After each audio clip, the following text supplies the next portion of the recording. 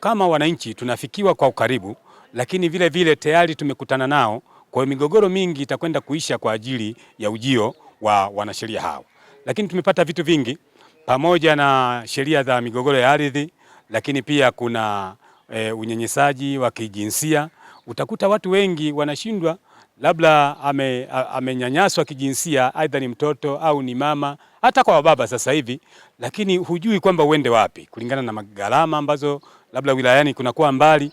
Lakini alichokifanya Mama Samia Suluhu Hassan, kaamua kutusogezea hii huduma karibu, ili wananchi tuweze kutoa malalamiko yetu, naye pia anaweze kufahamu.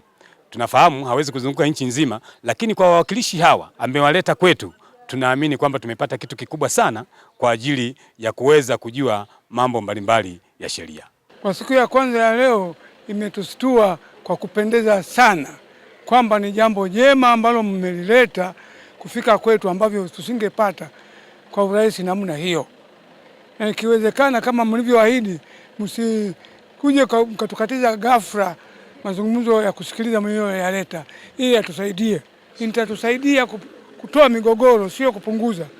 Mimi siahidi ipunguze, itatusaidia kutoa migogoro.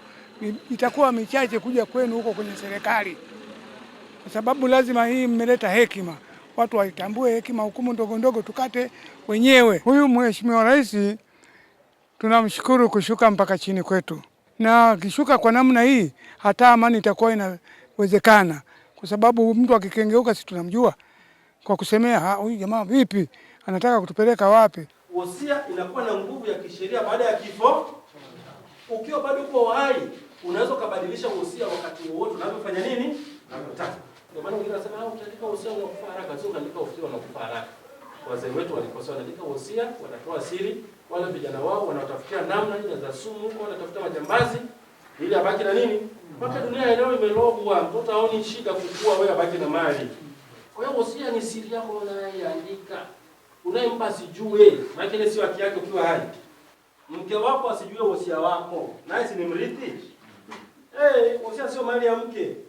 Tani asiingia akamjaribu, akaja kuonesha majaribu kwake. Yeye wosia anakutana nalo baada ya kifo chake.